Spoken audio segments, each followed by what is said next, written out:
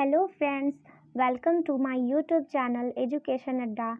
आज मैं आपके लिए चैप्टर 8 शरीर में गति लेकर आई हूँ। तो फ्रेंड्स चलिए वीडियो को स्टार्ट करते हैं। शरीर में गति, आपको अगर जैसे पता करना है कि हमारे शरीर में किस प्रकार की गतियाँ होती हैं, तो पहले तो आप बिल्कुल शांत होकर बैठ जाइए तथा अपने शरीर में होने वाली विभिन्न गतियों का अनुभव कीजिए।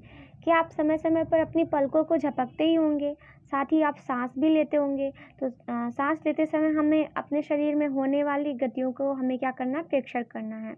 तो ये जो कुछ गतियाँ होती हैं वो क्या होती हैं, निरंतर होती रहती हैं, जिनको हम रोक नहीं सकते हैं। इन गतियों को हम मतलब कि हमारी बॉडी अपने आप करती रहती है।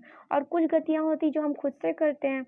तो जब आप अपनी नोटबुक में लिखते हैं तो आपके शरीर का कौन सा भाग गति करता है, आपका हाथ गति करता है, इसके साथ साथ आपका दिमाग भी उसमें वर्क करता है।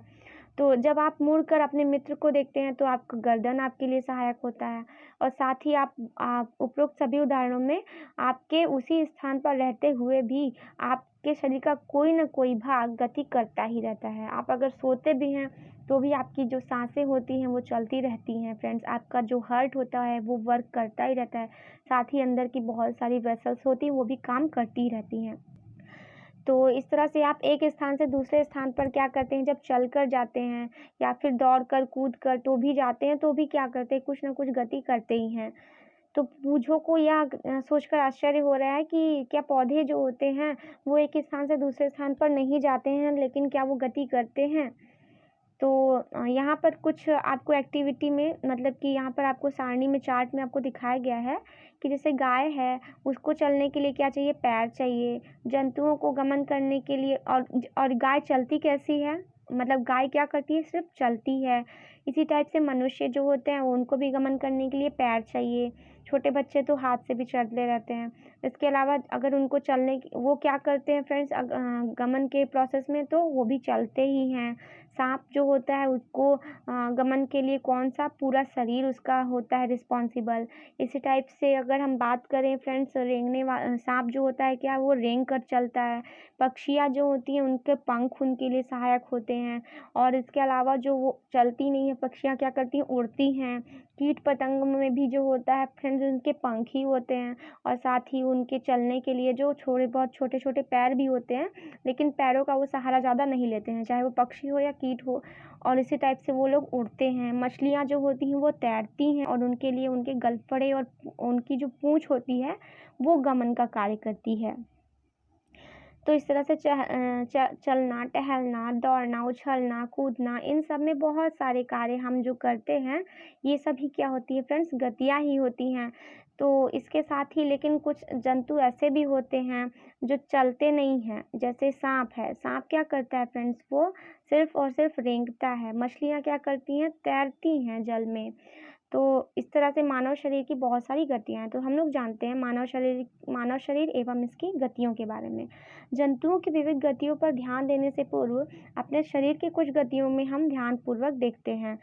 जैसा कि आपको यहाँ पे कुछ टाइप की गतिविधियों का आपको डायग्राम में भी दिख रहा होगा फ्रेंड्स। तो आपको क्या करना है कि आपको विद्यालय में व्यायाम करते समय आनंद आता होगा। विद्यालय में शरीर व्यायाम करते समय आपके हाथ एवं पैर किस प्रकार की गति करते हैं। तो आइए, हमारा शरीर जिन गतियों को करने योग्य है, हम उनमें से कुछ गतियों को करने का प्रयास करते हैं। जैसे एक काल्पनिक विकेट पर काल्पनिक गेंद फेंकने का प्रयास करना है।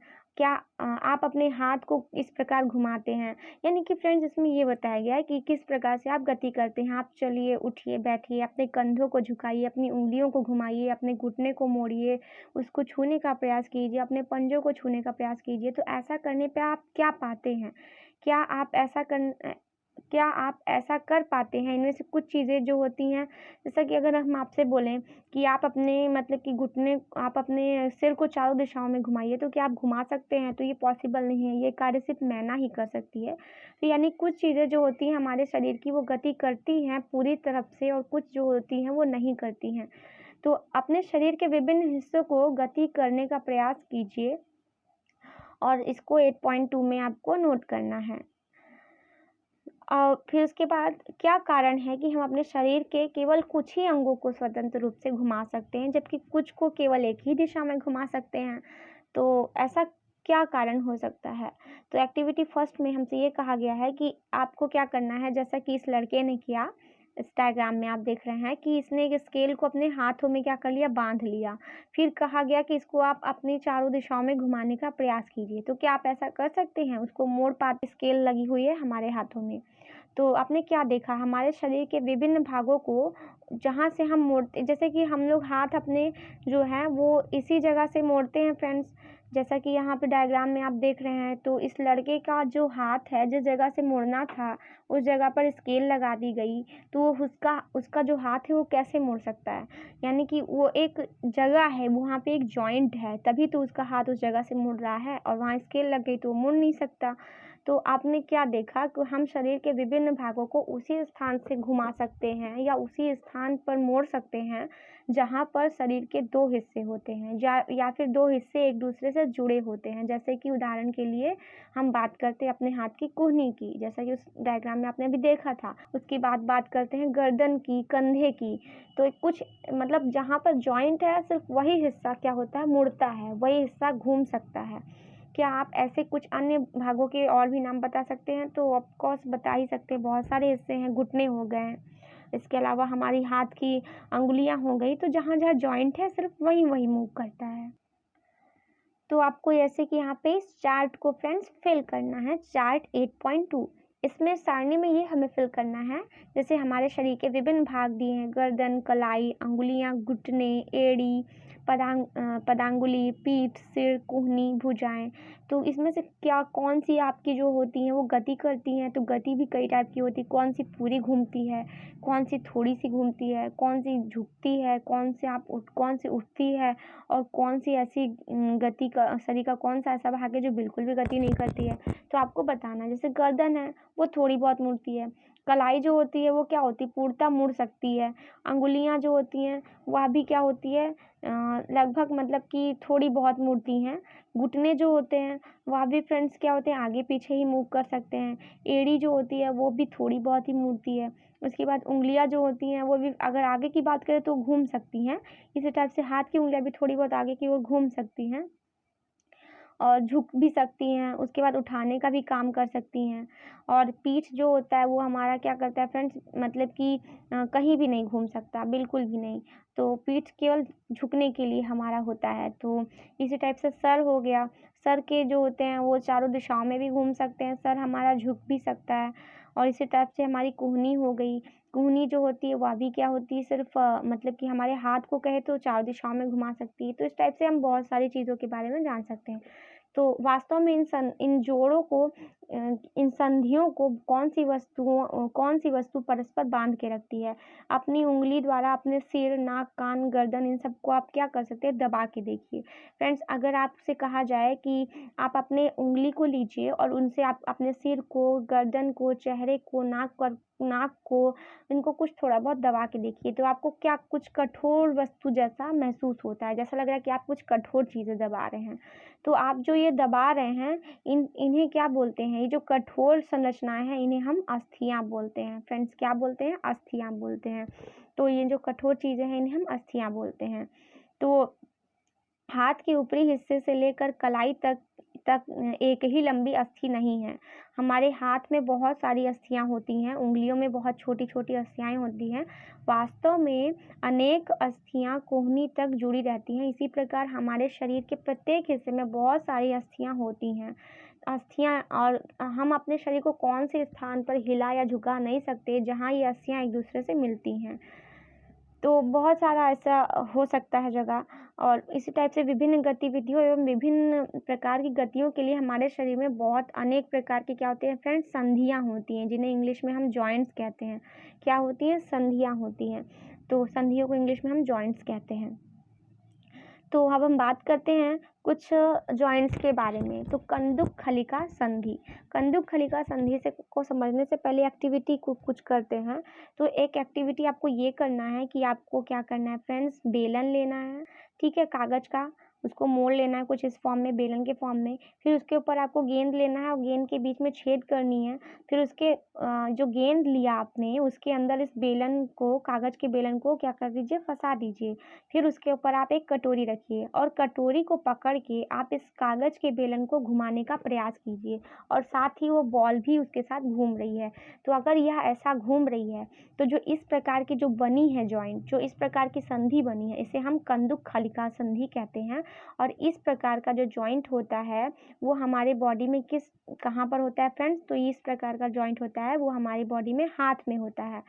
तो इस तरह से हम देखते हैं कि आपको कुछ डायग्राम में भी दिख रहा होगा कि कुछ जॉइंट्स के आपको पहले तो डायग्राम दिख गए होंगे। तो कंदुक खलिका जॉइंट्स हो गया, इसके अलावा आपको धुराग्र संधि हो गई, इसके बाद हिंज जॉइंट होता है। इसके अलावा फ्रेंड्स बहुत सारे घुटने के जॉइंट होते हैं, कुछ मूवेबल जॉइंट्स होता है, कुछ इमूवेबल जॉइंट्स होता है। तो इसको हिंदी में आपको, इंग्लिश में आपको दिया गया है। तो कुछ जॉइंट्स के बारे में आप जान सकते हैं कि कौन कौन से जॉइंट्स होते हैं। तो फ्रेंड्स क्या है कि जो कटोरी, ये जो कटोरी कंधे के उस भाग के समान है, जो यहाँ पर अब हमको क्या करना है, अब कल्पना करना है कि ये जो बेलन है वो हमारा हाथ है फ्रेंड्स। तो इस तरह से हमको ये देखना है कि कटोरी जो है वो कंधे के उस भाग के समान है जिससे आपका हाथ क्या है, जुड़ा है। अब एक अस्थि का गेंद वाला गोल हिस्सा दूसरी अस्थि की कटोरी रूपी गुहिका में धंसा हुआ है, जैसा कि आपको डायग्राम 8.3 में दिख रहा है। इस प्रकार की सभी दिशाओं में गति प्रदान, इस प्रकार की संधि जो होती है क्या करती है फ्रेंड्स? तो कंदुक खलिका जो संधि होती है, कंदुक खलिका संधि, ये सभी दिशाओं में क्या करती है, मतलब कि मूवमेंट प्रदान करती है। तो इस तरह से आपको मतलब कि पता चला जिसको कंदुक खलिका संधि जो है वो क्या होता है। फ्रेंड्स, कंदुक खलिका संधि को इंग्लिश में बॉल एंड सॉकेट जॉइंट कहते हैं। अब बात करते हैं फ्रेंड्स नेक्स्ट धुराग्र संधि। तो जो ये धुराग्र संधि है ये क्या होती है? तो जो हमारा गर्दन होता है, गर्दन के पास जो यहाँ सर होता है, सर जिस जगह से जुड़ा होता है फ्रेंड्स, तो वहाँ पे जो संधि होती है उसे हम धुराग्र संधि कहते हैं। तो यानी गर्दन तथा सिर को जोड़ने वाली संधि को धुराग्र संधि कहते हैं, जैसा कि इस डायग्राम में आपको दिख रहा है। इसके द्वारा सिर को आगे एवं पीछे या दाएं एवं बाएं घुमाया जा सकता है। इन गतियों को करने का हमें प्रयास करना है और यह गति हमारे हाथ की उस गति से किस प्रकार भिन्न है? हमारी हाथ की, जिसमें कंदुक खलिका संधि द्वारा हाथ को पूर्णतः वृत्ताकार रूप में घुमा सकते हैं। तो यहाँ पर क्या है, केवल गर्दन हमारा इस जॉइंट से सिर्फ गर्दन हमारा आगे और पीछे ही घूम सकता है। तो ये हो गया हमारा धुराग्र संधि। अब बात करते हैं हम फ्रेंड्स हिंज जॉइंट की। हिंज जॉइंट को हिंदी में हिंज बोलते हैं और इंग्लिश में हिंज बोलते हैं, हिंदी में हम इसको कब्जा जोड़ बोलते हैं, कब्जा जोड़। तो जैसा घर का दरवाजे में कब्जा नहीं होता है फ्रेंड्स, आप दरवाजा को खोलिए और बंद कीजिए तो उसको ध्यान से देखेंगे जहाँ पे वो जुड़ा होता है वहीं पे क्या होता है, कब्जा जोड़ होता है। तो अब बात करते हैं एक्टिविटी 3 में। इसमें क्या करना है आपको, इसमें यहाँ पर आपको एक बेलन ले लेना है, मतलब कि ऐसे ही कागज़ का, जिसको हम कह सकते हैं मतलब कागज़ का बेलन। और उसके बाद उसको क्या करना है, उस गत्ते को गोल टाइप का मतलब कि घुमाना है और फिर उसमें एक पेंसिल लेना है। पेंसिल से क्या करना है, उसके बीच में एक छेद करना है। छेद करके उसमें क्या करना है, पेंसिल गत्ते का एक टुकड़ा लेकर उसको इस प्रकार मोड़ना है कि जैसे बेलन बन जाता है उसी प्रकार से। और फिर उसके बाद आधे बेलन पर पूर्णतः बेलन को क्या करना है, कब्जे की भांति उसमें लगा देना है। जैसा कि हमारे घर के दरवाजे में कब्जे होते हैं उसी टाइप से ये जो 2 कब्जे बनाए गए हैं यहाँ पे, उस टाइप से आपको क्या करना है फ्रेंड्स, आपको भी कब्जा आपको बना देना है। तो यहाँ पर क्या होता है, हमने एक्टिविटी फर्स्ट में जैसे कि कोहनी में किस प्रकार की गति देखी, तो वो 4 दिशाओं में घूमती थी। और यहाँ पे चित्र 8.5 जो है, यहाँ पे हिंज जैसी संधि जो बनाई गई है में जो कुछ हमने बनाया था वह एक हिंज से क्या है, भिन्न है। ये जो डायग्राम बना ये हिंज संधि से थोड़ा भिन्न है, लेकिन इससे हमें यह पता चलता है कि हिंज क्या है, वह एक ही दिशा में होने वाली गति है। अभी आपने जाना कि सर जो था हमारा वो दोनों दिशाओं में घूम रहा था, आगे पीछे और दाएं बाएं उसी, लेकिन ये जो संधि है, ये जो जॉइंट है, ये सिर्फ केवल एक ही दिशा में होने वाली गति है। तो कोहनी में जो होती है वो इस टाइप की, जो हमारी हाथ की जो कोहनी होती है उसमें इसी टाइप की गति होती है। ये सिर्फ क्या होता है, एक ही दिशा में होने वाली गति होती है, जिससे केवल हमारा हाथ आप करके भी देख सकते हैं, आगे और पीछे की ओर ही गति कर सकता है। तो यहाँ पर जैसा कि आपको दिखाया गया, तो कुहनी हो गया, और चाहे हाथ पैर की घुटने हो गए और हाथ की कुहनी हो गई, तो वहाँ पर इस टाइप का जॉइंट होता है। बात करते हैं अचल संधि यानी कि इमूवेबल जॉइंट। तो हमारे शरीर में क्या होती है, हमारे शरीर की कुछ ऐसी अस्थियों के बीच में कुछ क्या होती है, ऐसे जॉइंट्स होते हैं जो उन जॉइंट से क्या होते हैं, अलग होते हैं, जिनकी हमने अभी तक चर्चा की। कुछ जॉइंट्स जो होते हैं फ्रेंड्स वो मूवेबल होते हैं और कुछ ऐसे होते हैं जो घूम नहीं सकते हैं। तो ये अस्थियां इन संधियों पर हिल नहीं सकती हैं, तो ऐसी संधियों को हम अचल संधि, अचल से नाम ही से हो रहा है कि अचल मीन्स जो चल ना सके, यानी कि जैसे हमारा मुंह का जो जबड़ा हो गया, क्या हम उसको मूवेबल कर सकते हैं? वो फ्रेंड्स फिक्स रहता है। जब हम उसको खोलते हैं तो हमारा एक हिस्सा क्या होता है, सर से नीचे की ओर जाता है, जबकि दूसरा जो सिरा होता है वो एक सिर के ऊपर की ओर खुलता है, नीचे की ओर चला जाता है। तो हम देखते हैं कि अपने ऊपर वाले जबड़े को हिलाने का प्रयास करते हैं, तो क्या आप उसको हिला सकते हैं? जबड़ा तो बिल्कुल भी नहीं हिल सकता है। और इस टाइप से हमने केवल कुछ संधियों के बारे में चर्चा की जो हमारे अस्थियों को क्या करते हैं, जोड़ते हैं। तो हमारे शरीर में क्या होता है फ्रेंड्स कि जो अस्थियां होती हैं वो मतलब कि कुछ जॉइंट्स होते हैं जो क्या जोड़ का काम करते हैं, लेकिन जो पूरे शरीर का ढांचा होता है वह किससे बनता है? तो उसको जानने के लिए आपको बताया गया कि जैसे आपको मान लीजिए एक गुड़िया बनाना है, तो आप बनाने से पहले क्या करेंगे, उसका एक ढांचा तैयार करेंगे। ऐसा अगर आप नहीं करेंगे तो हम ऐसा ही, तो जो गुड़िया होगी वो खराब तरीके से बनेगी। तो हमारे शरीर की सभी अस्थियां भी ठीक इसी प्रकार शरीर को क्या करती है, एक सुंदर आकृति प्रदान करती है, और इस ढांचे को हम कंकाल कहते हैं। तो इस टाइप से हमने जाना कि हमारे शरीर में क्या होता है, एक हड्डियों का ढांचा होता है जिसे हम कंकाल कहते हैं। यह मानव कंकाल की आकृति है। इसे हम कैसे जानेंगे? तो हम क्या करते हैं, हम शरीर की विभिन्न अस्थियों की आकृति के विषय में किस प्रकार जान पाते हैं। जैसे शरीर के कुछ अंगों में मौजूद अस्थियां होती हैं, तो उनका हम क्या करते हैं, एक्सरे करवा लेते हैं, जिससे हमें यह पता चलता है कि देख करके हम अनुभव करते हैं कि यह मानव शरीर का है, या मानव शरीर का मतलब एक्सरे है। तो जैसा कि एक्सरे चित्र से हमें शरीर की विभिन्न कठोर अस्थियों की आकृति का क्या होता है, पता चल जाता है। ये आपका मानव कंकाल का आपको डायग्राम भी दिखाया गया है।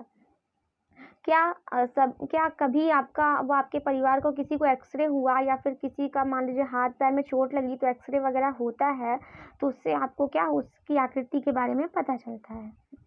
आपको यह पता चलता है कि उसको किस जगह पर चोट लगी है।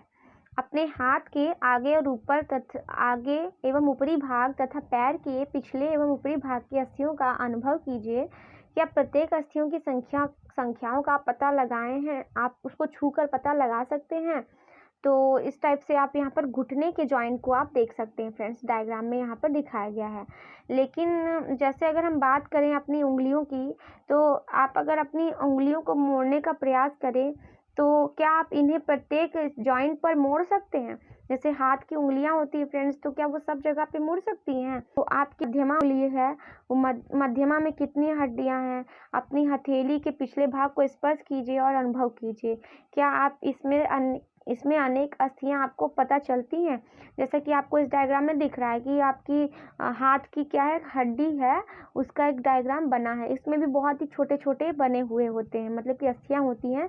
और ये जो अनेक छोटी छोटी अस्थियां होती हैं, हाथ की जो छोटी छोटी अस्थियां होती हैं, इन्हें हम कार्पेल बोलते हैं। क्या बोलते हैं फ्रेंड्स? कार्पेल बोलते हैं।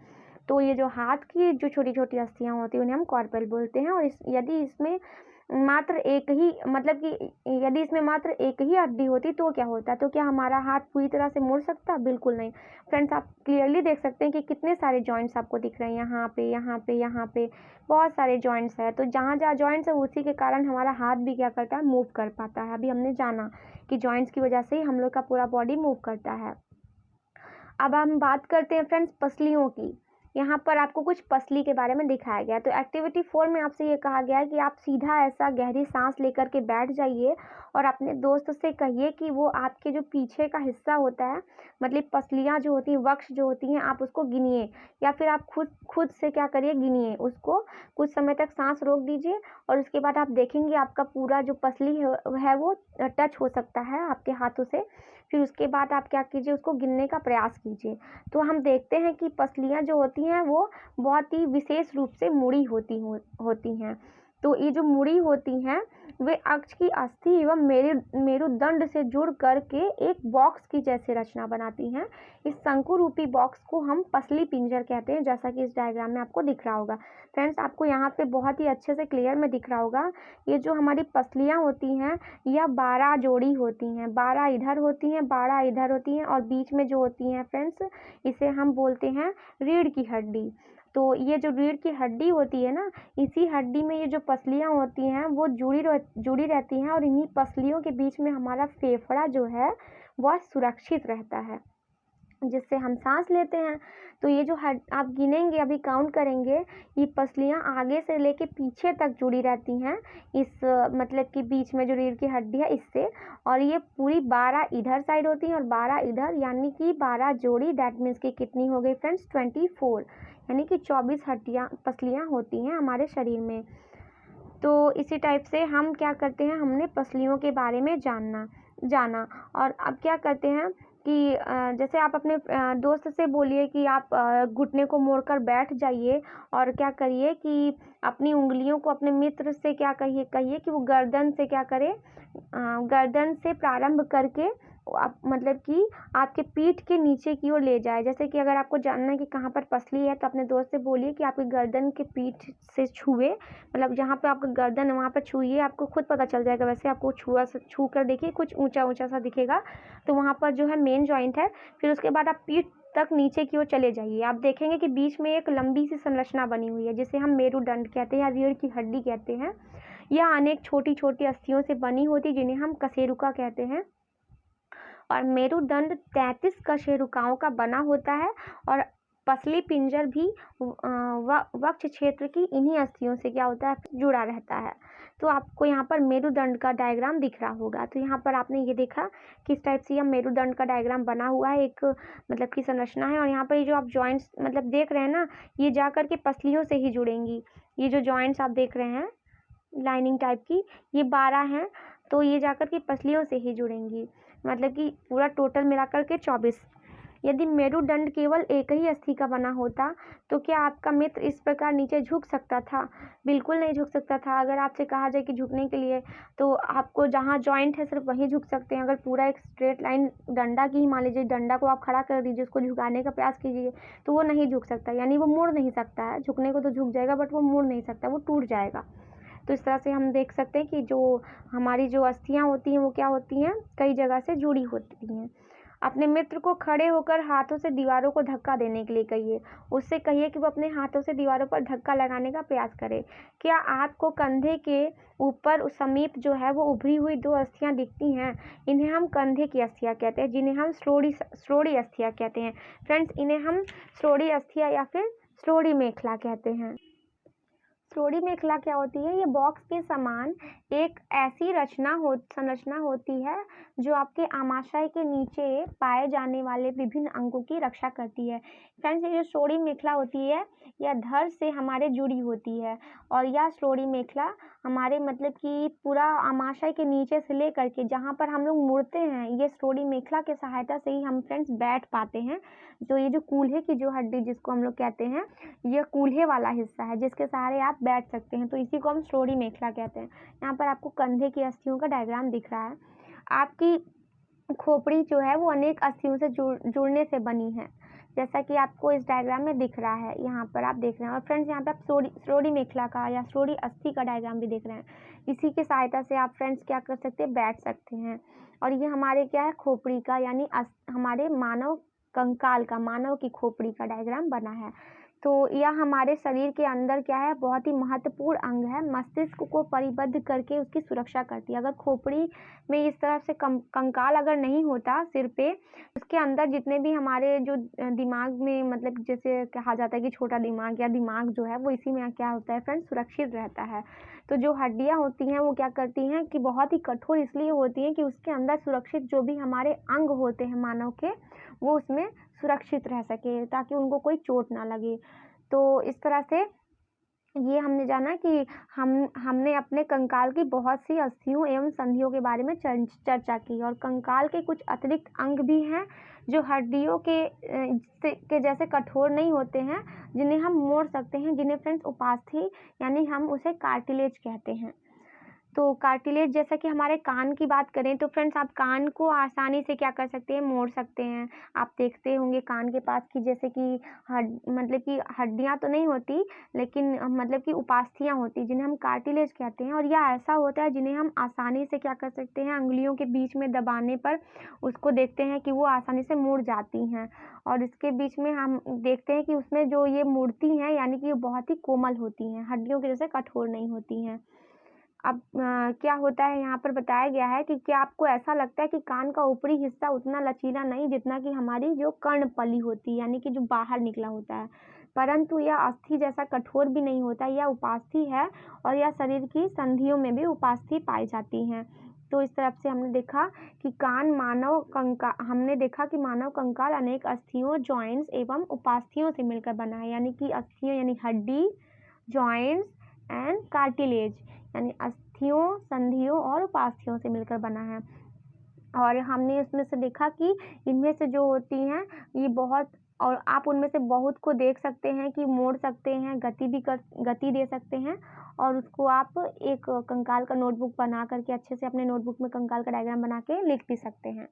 तो हम अपने शरीर की उन्हीं अस्थियों एवं उन्हीं संधियों के बारे में जानकारी प्राप्त कर लिए जो अपने विभिन्न प्रकार की गति करने में सहायता करती हैं। तो अस्थियों को इस प्रकार की गति करने को योग्य कौन बनाता है, आइए अब हम लोग इसका पता लगाते हैं। तो इसके लिए हम लोग क्या करते हैं फ्रेंड्स, हमारी बॉडी में मसल्स होता है, जैसे कि ये मांसपेशियां को जो बल कौन प्रदान करता है, तो ये मसल्स होता है। मसल्स जो होता है उसमें क्या होता है कि हमारी बॉडी को क्या करता है, मतलब कि काम करने के लिए, मोड़ने के लिए ये क्या करता है, हेल्पफुल होता है। हमसे यह बोला गया है फ्रेंड्स कि आप क्या करिए, अपनी भुजा को जैसे कुछ ऊपर की ओर ले जाइए, आप उसको छू कर देखिए, तो आपको क्या लगता है, कुछ उभरा हुआ महसूस होता है। इस उभरे हुए भाग को हम पेशी बोलते हैं, यानी मांसपेशियां यानी मसल्स बोलते हैं। और संकुचित यानी कि लंबाई में कमी होने के कारण जो होती मांसपेशियां उभर जाती हैं। जैसा कि इस डायग्राम में आप देख रहे हैं, इसमें आपने देखा कि कैसे इसका हाथ ऊपर की ओर ऐसे मतलब मुड़ा हुआ टाइप का दिख रहा है, और फिर उसके बाद उसने क्या किया, यहाँ पे मसल्स उसके दिख रहे हैं, इस जगह पे आपको उसके मसल्स भी दिख रहे हैं। तो यहाँ पर क्या है फ्रेंड्स कि जब आपने अपने हाथ को पुनः सामान्य स्थिति में लाए, तो पेशियाँ क्या होती, फिर से वैसे ही अवस्था में आ जाती हैं। चलते अथवा भागते समय आप अपने पैरों की पेशियों में भी इसी प्रकार का संकुचन देखते होंगे, यानी कि कभी फैल जाती हैं, कभी सिकुड़ जाती हैं। तो इस तरह से हमने देखा कि संकुचन की अवस्था में पेशी छोटी, कठोर एवं मोटी हो जाती है, और यह अस्थि को क्या करती है, खींचती है। हड्डियों को देखते हैं फ्रेंड्स, खींच रही हैं फ्रेंड्स, ये आप, और फिर इसके रहे वापस से उसी कंडीशन में लाने पर हड्डी आप अपने आप फिर उसी पोजीशन में आ गई, यानी कि उसको मूव कराने के लिए मांसपेशियों की सहायता लेनी पड़ती है। तो किसी अस्थि को गति प्रदान करने के लिए दो पेशियों को संयुक्त रूप से कार्य करना होता है। जब दो पेशियों में से कोई एक सिकुड़ती है तो अस्थि उसी दिशा में खिंच जाती है। तो यहाँ पर आपको इसी टाइप से बताया गया है। तो अब हम बात करते हैं गति की। क्या गति के लिए हमेशा अस्थियों एवं पेशियों की आवश्यकता होती है? दूसरे जंतु कैसे गति करते हैं? क्या सभी जंतुओं में हड्डी होती है? जैसे केंचुए हो गए, क्या केंचुए में हड्डियाँ होती हैं? तो अब हम जानते हैं जंतुओं की चाल के बारे में कि वो किस प्रकार से गति करते हैं। तो एक्टिविटी फर्स्ट में लेते हैं हम केंचुआ, एक्टिविटी 5 में लेते हैं केंचुआ। केंचुआ क्या करना है, उसको पकड़ के उसको स्याही या फिर मतलब कि फिल्टर पेपर पर रख लेना है। स्याही को सोख करके या फिर फिल्टर पेपर पे रखना है, फिर उसकी गति को क्या करना है, आपको ऑब्जर्व करना है। इसके बाद आप केंचुओं को कांच की पट्टी पर भी रख करके चिकनी सतह पर रखिए और इसकी गति को क्या करिए, ऑब्जर्व करिए। तो यहाँ पर हमने ये देखा कि केंचुए का जो शरीर होता है वो एक सिरे को दूसरे सिरे से क्या करता है, सटा करके रखे गए अनेक छल्लों से बना है। जैसे आप देखेंगे अभी, तो वहाँ पे क्या आपको दिखेगा, केंचुआ किस तरह से सट करके उसके जो बॉडी होगी उसके पास में आकर देखेंगे तो एकदम वो क्या होता है, सटा हुआ रहता है, उसका पूरी बॉडी आपस में क्या होती है, लगता है जैसे सटी हुई है, छल्ले के समान। तो केंचुए के शरीर में अस्थियां नहीं होती हैं, परंतु इसमें क्या होती है, पेशियां होती हैं, जो इसके शरीर में घटने और बढ़ने में क्या करती है, सहायता करती हैं। चलने के दौरान केंचुआ अपने शरीर के जो पीछे वाले हिस्से होता है उसको क्या करता है, कस के भूमि में पकड़ लेता है और आगे वाले हिस्से को फैला देता है। फिर उसके बाद फिर क्या करता है, इसका अपोजिट कर देता है। इसके बाद आगे वाले हिस्से को पकड़ लेता है और पीछे वाले हिस्से को क्या करता है, उसको स्वतंत्र कर देता है। इसके पश्चात वह शरीर को क्या करता है, संकुचित करता है और पश्च भाग और आगे आगे भाग और पीछे भाग को खींचते हुए वो आगे की ओर बढ़ता चला जाता है और यही क्रिया वो बार बार दोहराता है। और इस तरह से वो क्या करता है फ्रेंड्स, इसके शरीर में बहुत सारे क्या होते हैं, चिकने पदार्थ भी होते हैं जो इसको चलने में सहायता प्रदान करते हैं। तो इस तरह से वो केंचुआ जो है वो रेंगते हुए अपनी गति को पूरा करता है। और केंचुआ वास्तव में क्या करता है, ये अपने शरीर के हिस्से को जमीन पर किस प्रकार टिकाता है। तो जैसे कि आपने अनेक बालू जैसे कि इसके शरीर में क्या छोटे छोटे बालू जैसी आकृतियां होती हैं, ये क्या करती हैं, ये शूक जो होती हैं ये पेशियों से क्या होती है, जुड़ी होती हैं। ये शूक जो होती है वो मिट्टी में मजबूत पकड़ प्रदान करती हैं। तो इसी के सहारे से केंचुए चलते हैं और अपने रास्ते में आने वाली मिट्टी को ये खाते जाते हैं और उसका शरीर जो होता है अनपचे पदार्थ को क्या करता है, बाहर निकालता है। और केंचुए द्वारा किए गए यह कार्य जो होते हैं मिट्टी को उपजाऊ बनाते हैं, जिससे पौधों को फायदा मिलता है। तो अब हम बात करते हैं घोंघे की। तो घोंघा आप देख रहे होंगे इस डायग्राम में, आपको घोंघे की गति के बारे में बताया गया है। तो घोंघा कैसे गति करता है, तो इसको क्या करना है कि घोंघे के शरीर में आपने देखा होगा कुछ ऐसे ही संरचना बनी होती है पीठ पर गोल जैसी, इसे हम कवच कहते हैं। या घोंघे का बाह्य कंकाल होता है, परंतु यह हड्डियों का नहीं बना होता है, अस्थियों का नहीं बना होता है। यह केवल क्या होता है, यह कवच मतलब कि एकल एकक होता है, यानी अकेला होता है। यह घोंघे को चलने में कोई सहायता नहीं प्रदान करता है, बल्कि यह घोंघे के साथ क्या होता है, खींचता चला जाता है। घोंघे को क्या करता है फ्रेंड्स कि जो चलने में सहायता जो होते हैं वो इसके नीचे जो उसके पैर होते हैं वही होते हैं, मतलब लहरदार टाइप के पैर होते हैं। तो इसमें हम क्या करते हैं कि घोंघे को कांच की एक पट्टिका पर रखकर इसका प्रेक्षण करते हैं। जब ये चलना प्रारंभ करे तो उसको कांच की पट्टिका को अपने हाथों से अपने सिरे से ऊंचा उठाकर कांच के नीचे की ओर चलने के ढंग का उसका ऑब्जर्वेशन करना है। तो क्या देखते हैं कि कवच का छेद खुलने पर कवच का छेद जो है वो खुलने पर आपने उससे एक मोटी मांसल संरचना एवं सिर को बाहर आते हुए देखा है। और मोटी संरचना इसका पैर है और जो कि उसको दृढ़ पेशियों द्वारा, मतलब पेशियों का ये बना होता है। अब सावधानी पूर्वक इस कांच की प्लेट को थोड़ा सा क्या करते हैं, झुकाइए और फिर इसके बाद उसके पैर की लहरदार गति उसमें दिखाई देगी। और क्या घेंघे जो होते हैं वो केंचुए की गति से तीव्र होते हैं, तो उससे तो थोड़ा ये फास्ट ही होते हैं। तो ये भी उसी टाइप का ही चलते हैं, लेकिन क्या होता है कि फ्रेंड्स इस खोखले की आकृति में ही क्या होते हैं, वो बंद हो जाते हैं, अपने आप को सुरक्षित करते हैं। तो इसकी पीठ की जो ये आकृति है ना, ये इसको बस सुरक्षा प्रदान करने के लिए होती है और ये किसी अस्थि की नहीं बनी होती। अब बात करते हैं तिलचट्टे की, यानी कॉकरोच। तिलचट्टा जो है यह दीवार पर चढ़ता है, वायु में भी उड़ता है। इसमें 3 जोड़ी पैर होते हैं जो चलने में इसकी सहायता करते हैं। इसका शरीर कठोर बाह्य कंकाल द्वारा ढका होता है। यह बाह्य कंकाल विभिन्न एककों की परस्पर संधियों द्वारा बनता है, जिसके कारण इसकी गति क्या होती है, संभव हो पाती है। तो इसमें जैसे कि आपको देखा होगा आपने तिलचट्टा को कि इसके वक्ष से क्या होता है, 2 पंख भी जुड़े होते हैं और जो अगले पैर संकरे और पिछले पैर क्या होते हैं, चौड़े एवं बहुत ही पतले होते हैं। आप देखे होंगे इसका क्या होता है, पिछला वाला पैर जो होता है बहुत ही चौड़ा होता है और आगे वाला पैर बहुत पतला सा होता है। तो पैर की पेशियां जो होती हैं उन्हें चलने में सहायता करती हैं और वक्ष की पेशियां जो है तिलचट्टे को उड़ने में गति प्रदान करती है। तो इस प्रकार हमारा जो तिलचट्टा है वो भी गति करता है। बात करते हैं पक्षियों की। तो फ्रेंड्स जो पक्षियाँ होती हैं वह कैसे गति करती है, तो पक्षियों का पहले तो शरीर ही होता है, वो क्या होता है, बहुत ही हल्का होता है। उसमें क्या होता है, पक्षियाँ हवा में उड़ती हैं और भूमि पर भी चलती हैं। जैसे बत्तख और कुछ हंस जो होते हैं, कुछ ऐसे पक्षी होते हैं जो जल में भी तैरते हैं, जल में तैरते भी हैं। तो पक्षी इसीलिए उड़ पाते हैं क्योंकि उनका शरीर उड़ने के लिए अनुकूलित होता है। उनकी अस्थियों में वायु प्रकोष्ठ होते हैं, जिसके कारण उनकी अस्थियाँ हल्की परंतु क्या होती, मजबूत होती हैं। फर्स्ट पैर की अगर अस्थियां एवं चलने एवं बैठने के लिए अनुकूलित होती हैं और आगे की जो होती हैं वो उड़ने के लिए।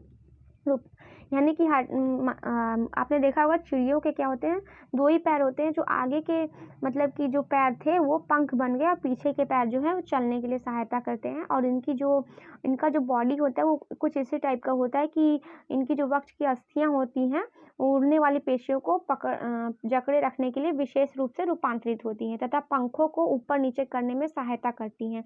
तो इस तरह से पक्षियां जो होती हैं वो उड़ने में बहुत अपने पंखों के साथ ही अपने शरीर के कारण भी वो उड़ जाती हैं। उनका स्ट्रक्चर ही ऐसा होता है बॉडी का। इस प्रकार से मछली की बात करें फ्रेंड्स, तो मछलियां जो होती हैं कुछ इस प्रकार से हम एक्टिविटी में देख सकते हैं, कुछ नाव की आकृति की होती हैं, यानी कि उनका जो शरीर होता है वो धारा रेखित होता है। उसके आगे का और पीछे का हिस्सा कुछ इस टाइप से पतला होता है और बीच का हिस्सा मोटा होता है। तो मछलियों को जो कि पानी में तैरने के लिए बहुत ही सहायक होता है। तो इस प्रकार से आप देख सकते हैं कि जो मछलियां होती हैं इनके जो पूंछ होते हैं इनके शरीर को हम धारा रेखित कहते हैं। मछलियों के शरीर को धारा रेखित कहते हैं। और इनकी जो पूंछ होती हैं फ्रेंड्स वो अक्सर उसको क्या करती हैं, मतलब कि दिशाओं में घुमाने के लिए, एक दिशा से दूसरी दिशा में मुड़ने के लिए पूंछ जो होती है वो सहायता करती हैं। साथ ही मछलियां जो होती हैं वो अपने गलफड़ों की सहायता से भी और साथ ही अपने गलफड़ों की सहायता से वो पानी में क्या होती है, तैरती रहती हैं।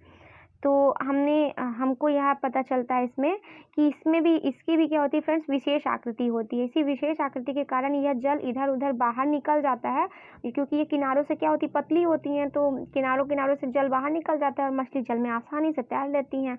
और तैरने की प्रक्रिया में उसका शरीर का जो आगे का हिस्सा है वो आगे की ओर मुड़ जाता है और पूंछ जो है वो विपरीत दिशा में। तो इस टाइप से आप उसका डायग्राम देख सकते हैं। और इसके अनुसार शरीर को क्या करती हैं, पूंछ की सहायता से ही अपने शरीर को एक डायरेक्शन से दूसरे डायरेक्शन में मोड़ती हैं। और इससे क्या होता है कि एक झटका सा लगता है और मछली जो है वो आगे की ओर चली जाती है। और इस प्रकार के क्रमिक ताल से क्या होता है, मछली हमेशा तैरती रहती है और पूंछ के पंख इस कार्य में उसकी सहायता करते हैं। मछली के शरीर पर और भी पंख होते हैं जो तैरते समय जल में संतुलन बनाए रखते हैं और दिशा देने में सहायता करते हैं। तो आप अगर ध्यान से देखे होंगे तो गोताखोर जो होते हैं, जैसे कि जो पानी में तैरते हैं, उनके भी कुछ इसी टाइप के पैर बनाए जाते हैं कुछ मछलियों की आकृति के, ताकि उनका जो शरीर हो वो धारा रेखित बन जाए। तो गोताखोर अपने पैरों में इन पंखों की तरह विशेष अरित्र यानी कि फ्लिपर पहनते हैं जो उन्हें जल में तैरने में सहायता करती हैं। अब बात करते हैं सर्प की। तो सर्प कैसे चलते हैं, तो क्या आपने सांप को देखा है फिसलते हुए कि वो आगे की ओर बढ़ते हैं, और क्या यह सीधा चलते हैं? तो हमने ये देखा कि सर्प का जो मेरुदंड होता है और शरीर की जो पेशियां होती हैं वो क्षीण होती हैं और बहुत ही असंख्य होती हैं, जो यानी छोटी छोटी पेशियां होती हैं और ये परस्पर जुड़ी होती हैं चाहे वे दूर ही क्यों ना हो। और इसी टाइप से पेशियां जो होती हैं वो मेरुदंड, पसलियों एवं त्वचा को भी एक दूसरे से जोड़ी रखती हैं। सर्प का शरीर अनेक वलय में मुड़ा होता है। इसी प्रकार सर्प का प्रत्येक वलय उसे आगे की ओर क्या करता है फ्रेंड्स, धकेलता रहता है। इसका शरीर अनेक वलय बनाता है और प्रत्येक वलय आगे को धक्का देता है और इस कारण सर्प बहुत तेजी से आगे की ओर चलता चला जाता है, परंतु एक सरल रेखा में नहीं। देखेंगे ऐसे पता नहीं किस टाइप से सर्प चलते, तो इस टाइप से सर्प जो है वो गति करता है। और यहाँ पर फ्रेंड्स कुछ मतलब कि ऐसा यहाँ पे बताया गया है अस्थियों के बारे में भी। मतलब कि एक प्रसिद्ध वैज्ञानिक थे, तो प्रसिद्ध ग्रीक दार्शनिक अरस्तु थे। उन्होंने अपनी पुस्तक गेट ऑफ एनिमल्स में बहुत सारे मतलब कि जो क्वेश्चंस हैं उनके आंसर के बारे में बताया है, जैसे कि विभिन्न जंतुओं में किस प्रकार की गति होती है, वो ऐसा क्यों करते हैं, इन सब के बारे में उन्होंने बताया है। तो इस टाइप से यहाँ पर आपको बताया गया है फ्रेंड्स अंतर्राष्ट्रीय योग दिवस के बारे में। 21 जून को मनाया जाता है जिससे हमारा शरीर स्वस्थ हो सके। और यहाँ पर कुछ आपको एक्सरसाइज दी गई है।